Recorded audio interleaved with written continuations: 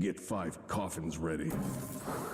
Hey everybody, today we're doing a ADC tier list in SMITE for patch 10.4.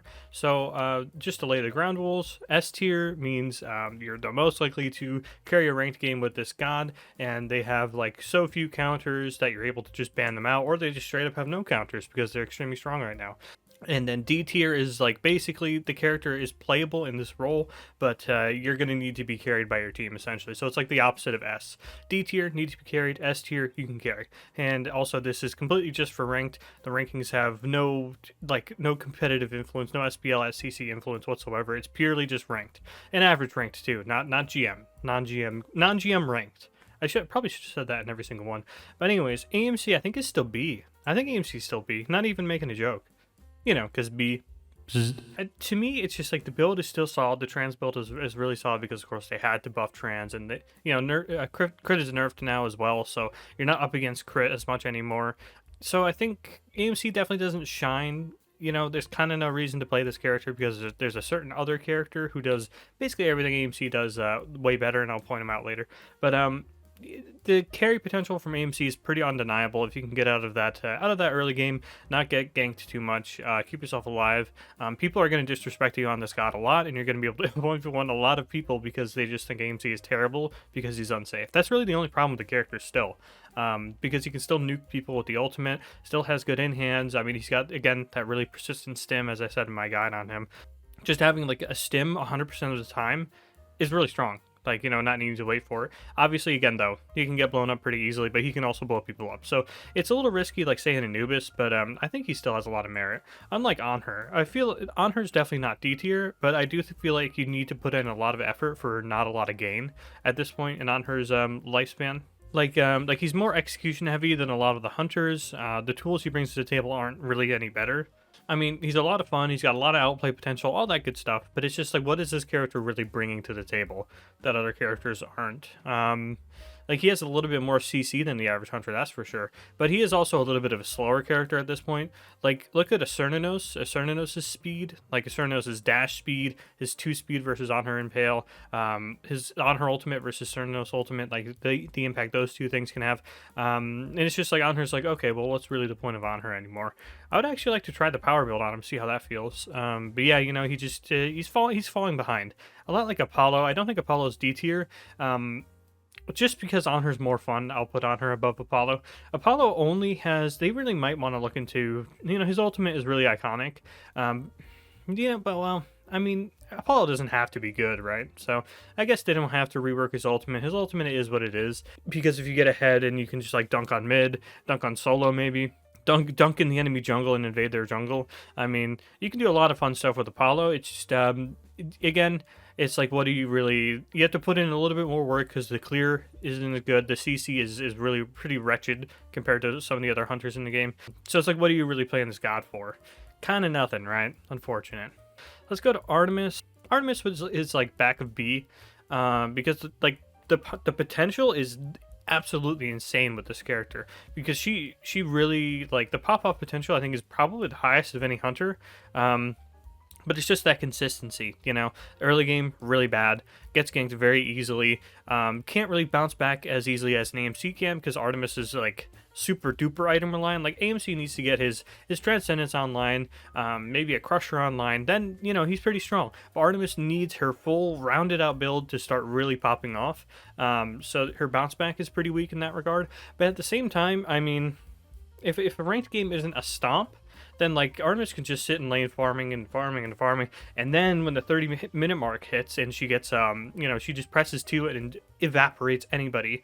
It's one of those things, I've said it in another tier list, it's kind of undeniable. Artemis's late game is pretty undeniable, and I think the ultimate, even though, you know, Tusky, not the best AI in the game for sure, but Tusky can definitely put in the work in a late game team fight. Cernanos I think is still S, like S for he's got safe. It's S for super awesome. Okay, I can't think of anything else. But yeah, safe wave clear, good pressure early, really solid 1v1, hard to gank, amazing in team fights because of the ultimate. Yeah, it's just kind of like, what doesn't this god bring to the table? All he doesn't bring is like in-hand damage on sieges. Like, it's not the best, but it's still good. right? He still has good siege, so yeah. And like the thing is with sieging against Cernanos bars, he has his 2 and his ultimate to zone the enemy team away as well, and like keep the ultimate as the threat over them. It's like, I'm gonna keep hitting your Phoenix because if you come any closer, I'm just gonna ult you, and then my team's gonna jump on you. So it's not even like he has that many tools up his sleeves. It's just his tools are very, very good. And there's not a whole lot. Like, the thing is, you can definitely gank CERN with, like, the best. I'm thinking about, like, the best junglers. And a few of, like, the A tier junglers have really good matchups into him because they can just ult his ult, essentially. And then they can't really do anything about it. But then the cripple comes up in a lot of those matchups as well. Yeah, I think you guys get the idea. You know why CERN's one of the best ADCs. Chernobog, I feel like, is still A. He has like similar pop-off potential to AMC and Artemis, but his early game is a little bit better than Artemis's. Not quite as good as AMC's, but you know, he's got the safe wave clear. He's difficult to gank, and the ultimate does. It's not an amazing ultimate in ranked. It works way better with coordination, but at the end of the day, like, he's still a hunter who can get out of almost any situation.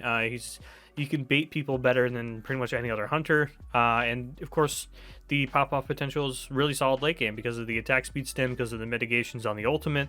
You know, he brings a similar pop-off to Artemis, except he has damage mitigations. And of course, like, 1-2 isn't the best combo in the game, but it's still a really, like, you look at CERN 2. CERN 2 is basically Chernobog 1-2, which is kind of awkward, and it cripples, whereas Chernobog's does not.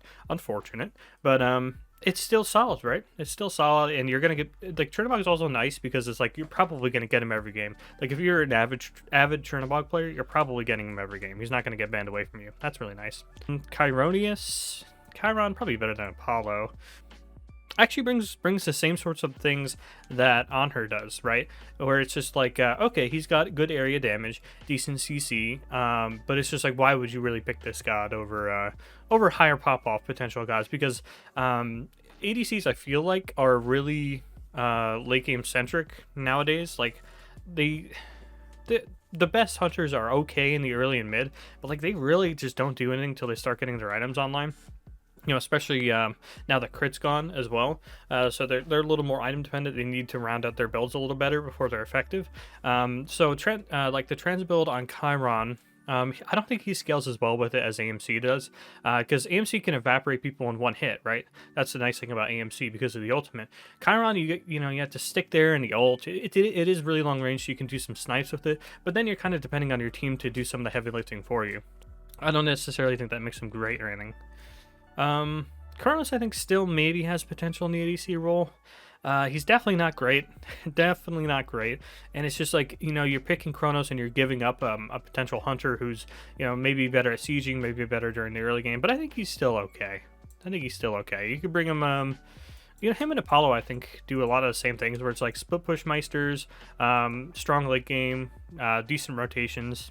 I think Kronos has a little bit more potential than Apollo. Cupid's tough. Yeah, I mean, Cupid has Cupid ult. That's all you need to hear. He has Cupid ult. It's one of the strongest hunter ultimates in the game still. There are a lot of counters to it. Wingblade hurt him a lot. The new Wingblade did hurt a lot. But, you know, then you're forcing the enemy team into an item they maybe don't want to buy, right? And then, like, Cupid ult is still super effective until they get that. And, like, if they're not near their enemy support, or like you don't hit the enemy support with the ultimate, then they're not going to pop oh my god, I forgot what it was called, wing blade, and then the ultimate's going to be really effective. But I think it's a similar, like, his early mid is like equivalent to what Artemis is in the late game, right? Like, it's a super potent early mid because he was 1v1's insane, his team fights are really solid. And, you know, his push isn't great. I think that's definitely something that's holding the character back right now. Like, he can't push waves, right? He just can't. He has a lot of pressure in terms of, like, fighting, but in terms of, like, wave pressure, it's almost nothing. So that's maybe something I want to look at with the character. But I do think Cupid ultimate carries him. His ultimate essentially just carries him. But his end hands are actually really strong as well, because he has a stim that's on all the time, so he can save himself with that. And I think actually I might try the power build on him. That might fire? Question mark? Okay, I think Danzaburo is up next. I would say Danza's like an A. He's definitely, like, when I think of a ranked god, I think of a god like Danzaburo. Like, he's safe, but he's not super safe. but his 1v1's absolutely crazy, and you know, he can yeah, basically his ultimate gives him a lot of options when it comes to 1v1ing, when it comes to like if you're 1v1ing someone and you get ganked, like the ultimate gives you so many options to like maybe you're gonna finish off the kill or maybe you're gonna run away. Oh, we don't know because we're uncoordinated, right? So I think the character's safety is his only real flaw, and of course his late game isn't great. And as I mentioned in my guide, getting behind on Danza is a lot worse than getting behind on other hunters because he keeps gold from you essentially until you get more gold for yourself with his passive. Read up on his passive if you don't know what I'm talking about. And also no stim either, no stim on his in his kit to give him more attack speed in the late game. So the late game pop-off isn't really there, but I think he's so effective in the early mid that, and he can like get himself so farmed that that doesn't necessarily matter. I mean, it's going to come up from time to time where it's like, oh, I'm Danza in the late game and I'm against the Chernobog, I'm against the Sternanos who has a better team fight ultimate than me.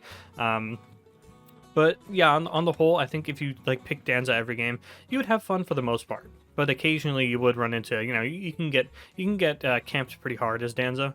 But his CC is actually solid enough to keep most junglers off of him. But some of the top ones, especially in the late game, can just destroy him. Like I'm thinking Ao Kuang, like they can literally kill him before he gets into his rocket. So it's it can be a struggle sometimes on that god. But again, early mid is more than strong enough. But Hachiman, I think Hachiman may be better than CERN now. It's hard to say.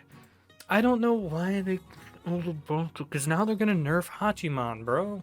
Like they're gonna nerf him now that they overbuffed him. I was so happy, man. He was like a solid A tier hunter for the longest time, and now they're gonna nerf him. But he's S tier now. He's definitely S tier now. If you don't know, they added basically on your old passive, you would get mana for every MP5 extra mana regen for every basic attack you landed. Now you get attack speed on top of that. Why, I don't know. I mean, yeah, his attack speed stim was one of the lower in the game for sure. Even when you were in your two, even when you're in your two area, it actually wasn't that much. I think it was 40% total. But now he gets up to like 60, I think, 60% stim if he's in his 2, and he gets a stim for free if he's basic attacking. This character instantly became a problem because he's also really good at abusing the new build that just came out. Yeah, and they dropped the build apparently, like Nikes. Yeah, he's really good. Like he was good with the crit build, and he's now good with this build as well. Except the character's a lot better now too. But I mean, Yamoja is still, well, Yamoja's good into both of these gods. Yamoja hard counters both of them with their ultimate, because, you know, what doesn't Yamoja ultimate counter? Hachiman's more fun, I think. Well, CERN can be fun too.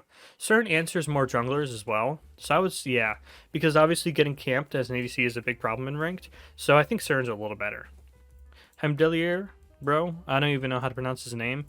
Maybe, yeah, I think a little bit better than Danza, because this god exerts a lot of pressure early, and like a Heimdall who knows, I just said his name wrong again. This god, when played like correctly in the early game, like you can get ahead and just stay ahead for the entire match basically, and never let the enemy lane opponent get an ounce of farm. It's pretty criminal how much pressure he can exert. I think his late game team fights aren't quite as good as some of the other gods up here, but I think his early mid more than makes up for that. It's a lot like Danza, except I think the ultimate can, like, it completely depends on the matchup. A lot to do with junglers as well, like how hard they can burst a Danza before he gets into his rocket, or like how little they care about getting Heimdall ulted. But yeah, Heimdall can still one-shot people for a majority of the game, and you know, his in-hands are, it's like his best trait and his worst trait wrap into one, because it hurts him in the late game, but it makes his early mid so insanely strong. So, and well, he's actually not too great with the current build. So maybe I'll put him behind Dan's. I think Dan's is maybe a little more, and Dan's can also deal with ganks a little bit more easily. Obviously, Heimdall has his 3, so there is that. You know, let's say on the whole, Danza can use his CC a little bit more effectively to avoid getting ganked, or you know, avoid dying to ganks at the very least. Hou up next. That's another god who's like this is a very ranked god to me. Not super safe, but like insanely good at 1v1ing. With a lot of outplay potential. Although I have to say it does feel a bit like Anhur, where it's like, why would you really pick this god? His tank shred is actually still really solid. That's something that's still very good about him, but he considering crit is going by the wayside now, yeah, his passive now, he's in another situation where his passive just doesn't matter. He just doesn't have a passive anymore. Well, it actually can work into like a Baka and stuff like that. I think that's something, that's an asset, right? And his ultimate, same sort of vibe as Cupid ultimate, where it does get countered by Wingblade pretty hard. But I think his 1v1 is a little bit better than Cupid's, and obviously he's a little bit safer than Cupid because he can play into structures better. He can play into like Ymir Wall, Yamoja Wall, stuff like that. So I think he's like a little bit better than Cupid. Ooh, I think it's very matchup dependent. Again, another thing where it's like, okay, who's the jungler? Can they one-shot the Artemis before she one-shots them? Yeah, Hoi, he needs to 2-1 is the problem. See, that's why I say Danza's CC works really well into junglers, because he can just one and it's an immediate tremble. Hoi needs to 2-1 somebody to get them off of him, and that can be a bit of a problem sometimes. Because not only does it make it predictable, like literally some of the gods in the game can just like kill him before it comes out, or like a Hubwalk crushing wave as soon as he gets 2'd. Izanami's definitely S tier. I think the dash is just a little bit too slow for her to be above Hachiman at this point. But yeah, just like that built-in percent penetration, she works really well with the current build. I think she felt a little bit better with crit, obviously because she has the insane stim on her 1. But yeah, free wave pressure with her basic attacks. I don't know if that's what I should be calling it. But her ultimate's okay. It's, you know, it's like a we have Cernos ult at home, basically, type of ult. But yeah, the pop-off potential is insane on this character. It's higher than Hachi and Cernos' pop-off potential, although she is less safe than those two gods, and she brings a little bit less utility than those two gods. So, Jingwei, since crit just got nerfed, I don't know if she's still very good, but I think the character is just so ridiculously safe, and like her basic attacks late game hit so hard even if you don't go crit, that I think she's still solid. I've always felt like this, like, if she's not top 1, people think this god's garbage. I don't think she's ever actually been bad. But it's basically always you just need to get to late game. And, you know, the fact that she doesn't have a lot of early mid game pressure is a bit of a problem, because a lot of these gods, like if there's a 3v3 skirmish going on, all these gods can fight it very well. Jingwei really can't. That's definitely an issue with the character. But, you know, you get to late game and the pop-off potential is really high. But maybe down here. Maybe that's fair. I would take a Jing over a Hoi in most situations, and then AMC over her because, you know, more early pressure, equivalent pop-off potential late game. Medusa, I think, is really, really weak. But I do think her in-hands are good enough. Her in-hands are passable, and her early mid pressure is good enough to get her by, I feel. But she can get camped really hard, though, is the thing. If they made her dash root people still, but she could cancel it and go through, like she could cancel it like a Cern dash, but it still rooted people, that would help the character out a ton, I think. Just because like getting body blocked is just such a problem on this character, and like the acid spray as well, maybe reduce the range again and increase the damage, because it really just does not do a lot of damage. Like if you clip someone with it, it literally feels like you're tickling them with a feather. It's a little ridiculous how little damage it does. But the ultimate is still has a lot of utility in fights, even though it's obviously easy to deal with in the sense that, you know, you just turn around, but you're making everyone react to you. You're slowing everybody, still doing decent damage. But, yeah, she just doesn't have... But if Chiron... Well, Chiron has more range is the thing. And his wave clear is safer, his wave clear is better. He can apply more CC because of the slow. And the Gallop is better than the than Medusa Dash as well. Apollo can at least split push, and Apollo is a little bit more safe. So, yeah, I think that's fair. But I don't think she needs to be carried.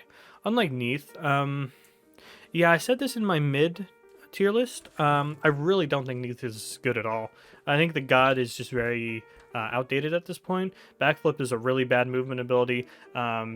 Trying to set up your weaves just doesn't work out. Her 2 actually works really well, where you steal the attack speed essentially from your target. The 2 takes 20 years to come out though. That's the problem. It works early game and that's it. That's the only time I ever get my Neith 2 off essentially. Or it's like stray poke, right?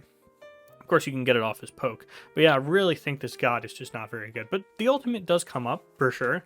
But it only comes up again, like, early mid-game. I mean, if you're just sitting there in your Neith ult in a team fight, you're going to die. You're going to die 100% if anyone's paying attention.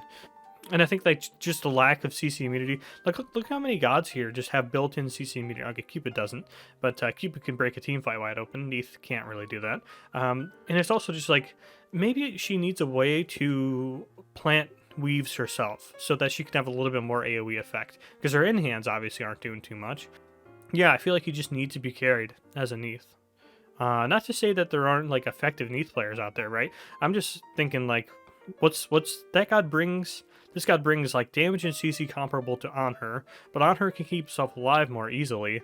Obviously Anhur doesn't have a global, but yeah, he more easily applies his CC and damage. Ram I would say is still definitely S. In ranked, I think is Izanami, because he can keep himself a little bit safer, because his role is like, it depends on the matchup obviously. Like if they have DOT on Izanami, her dash is worthless. But you know, if you get a slow on Ram and then he rolls, then you know he's still slowed. But you know, his ultimate helps him keep himself a little bit more safe, and the ultimate has a lot of utility where you know you can snipe people, keep yourself alive, snipe objectives, stuff like that. Where Izanami doesn't really have that. His stim is a little worse than Izanami's. He doesn't have the built-in pen, but he is really good with current build, but so is Izanami. But you know, his early pressure, not as good. Yeah, I would say I'll put him behind Izanami. Ram is just like a really, really safe bet though, is the thing. Like he's just really consistent at what he does. But you can definitely farm a Ram as a jungler. So like in Izanami, but Izanami I think has a little more pop-off potential and has more shred built in. Soul I would say is like a C in ranked. She can definitely do work early mid. It's just her late game is pretty horrific is the only thing. So I think that puts her in like standing with like a Medusa. It's the same sort of idea where it's like early mid you can exert your pressure, and then in the late game it's just like, oh, now I'm getting smoked a little bit here. But the ultimate, same idea, a lot of zone control, enemy has to react to it. So she can put in the work, she can win you some 10-minute ranked games. But I don't think it's like a guaranteed you need to be carried like Neith. I would say she's like there. But yeah, her build just isn't very good either. You basically need to go a mage build with her and maybe one attack speed at him. Ullr, he's like the best out of these like ability hunters. I would say he's a little more consistent than Cupid, just because of the pop-off potential is there. And of course, the Transcendence build is back, and that's a huge thing for him. Probably better than Art, probably better than Hou Yi. Yeah, I would say just below AMC. I would like to see an AMC more, because more consistent wave pressure. AMC can play from behind. Ullr really can't. If you get behind an Ullr, it's kind of curtains. For the most part, you need to be even or ahead on Ullr to do stuff. But at the same time, he's got a lot of abusable items right now. He still uses Hydra as well, even after the nerf. Of course, Transcendence, that's his bread and butter. Just got it got reduced to 2500, and that's one of the better builds right now for Hunters. So he's happy with that, I think. But he's also a little execution heavy, but at the same time, he also can get camped pretty hard by some of the relevant junglers. So that's that can definitely be unfortunate. And having no built-in CC immunity is a bit of a problem. And he can do a lot of damage, but he can't evaporate people quite like AMC can do. So despite his extra safety, I don't think the extra safety really excels him past AMC. Charybdis. Charybdis, I think, is like a solid A, just because she's so safe. And her late game is pretty solid as well. But yeah, her ultimate is one of the worst ultimates in the game, just flat out. Just because it's so slow. It's good at keeping her safe, but she basically needs to follow up off of a teammate. So you're kind of relying on teammates in that regard, which can be unfortunate. But she keeps herself very safe. She's got really good late game. She can farm for free for like 20 minutes, and then she comes to late game swinging. It's just not... yeah, she's pretty consistent in getting to late game. Better than Jingwei at that, I would say. And has more relevant damage than Jingwei, has more AoE. She can harass people in lane, actually, but not quite Heimdall levels, and her late game isn't good enough to excel her past Heimdall, I would say. Martikaros, let's go. Wait, where did I put him? I keep on losing gods like that. Martikaros is definitely S. Past Hachiman, yeah, I would say so. I think CERN's safety helps him a little bit more, but Martikros's current power is pretty undeniable. It's just a matter of having that objective damage and like structure damage in the late game can be a bit of a problem for Martikros. Not that it's bad; it's obviously still pretty strong, but it's just not quite as strong as Hachi, Izanami, Ram. But you know, the damage to gods is absolutely absurd. His wave clear is like AMC levels, except you know, he can do. Of course, it's based on shred, right? His ultimate is based on shred, but he shreds harder than any of these other gods. Goodness gracious! With the 32% reduction on his ultimate, and then like he can still cap his percent pen in his build very easily with all these on-hit items, with Titan's Bane as well on top of that. If you really want to go that route, and of course Transcendence giving him a huge power boost. Yeah, he can feel very unfair to play against. Ishtar fell off a little bit, but I think the god is still really solid. I think she's probably top of A. I think the nerfs finally got to her a little bit, but I think she's still really good.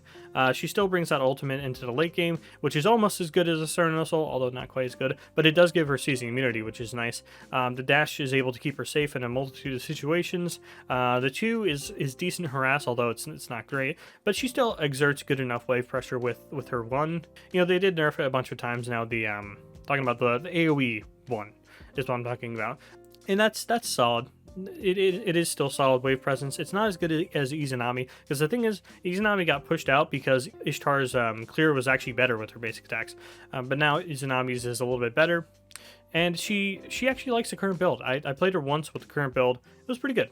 I wouldn't say it was amazing or anything. It certainly doesn't feel like peak Ishtar anymore, but I think the character is definitely still good enough. And again, it's like the pop off late game is a little worse than like a Chernobog or well Charybdis. Well, Charybdis, you can't really hit Charybdis ult, right? Because yeah, but not quite as good as a Chernobog late game or Ram Izami Hachiman. But it's still good enough. Her late game is still good enough, I would say.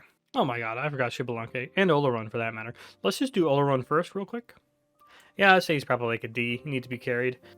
I think his late game and his ultimate gives him a little more usage than Neath, but it's the same sort of idea where it's like, okay, he has no built-in CC immunity, he has no real good way of getting out of a fight or anything, no good way of keeping himself safe, and like the benefit is what? His damage is like okay at best. At the end of the day, he can still deal enough damage, and he's certainly a really good sieging and objective clearing tool, so that's nice.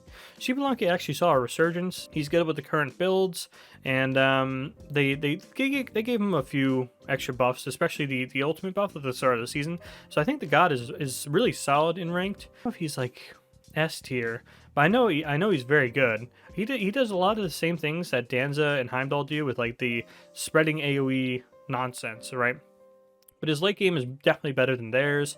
Ultimate causes more disruption than theirs because like it's not even you really need like coordination. Obviously helps Xbalanque ult a lot, but you know just ulting as soon as a fight starts, like yeah, that's kind of all you need to do, and it's very good. The late game isn't quite as good as Chernobog's, but I think he can cause a little more disruption than Chernobog. But I think he's a little bit less of a safe bet than Ishtar, because Ishtar to me is like that's the safe bet right there. Like her. Cernanos and Hachi and Ram are all like really safe bets to me. Those are like the safe ADCs to play right now. Xbalanque can get camped a little bit harder, I think. You know, his dash is pretty easy to read as with most junglers, so there is definitely that to keep in mind. But yeah, on the whole, solid god. Okay, I definitely missed someone. I had to have, right? Oh yeah, I didn't even really consider Freya. I think her late game is actually still pretty solid. She can definitely still kill people late game, but it's absolutely not up to you to get to late game. It's basically, does your team keep the rest of the map afloat enough for you to hit late game? Because she gets camped extremely hard, and she basically needs way more items to come online than she did before. And the final god that I missed here, and if I miss another one, or you guys think there's any other gods that I should have included in the list, you can let me know in the comments. But yeah, Scotty. Her wave clear is absolutely excellent, actually. Her wave presence is really, really strong. Her 2v2 is actually great. She answers a lot of things with her 3, to be honest. She answers a lot of aggression with her 3, I should say. And her 1 is just, you know, it's just a slow that goes through everything, and it's pretty much guaranteed to hit because it's very, very easy to hit. Speaking of very easy, she is very easy to camp. She's, in my opinion, as a jungler, she's probably the easiest god in the game to camp and just kill on cooldown. And she doesn't really have the pop-off potential that AMC does, where it's like you can camp an AMC all game, but like if it gets to late game, he's still going to evaporate somebody. and even a tank, like he can retaliate against tanks. Scotty doesn't really have that benefit. She doesn't blow people up quite the same way AMC does late game. It's like, okay, sure, she can probably match Ullr in terms of damage, but like Ullr is safer is the thing, and Ullr has more range as well. So it's a little tough for Scotty, but on the whole, probably better than Apollo.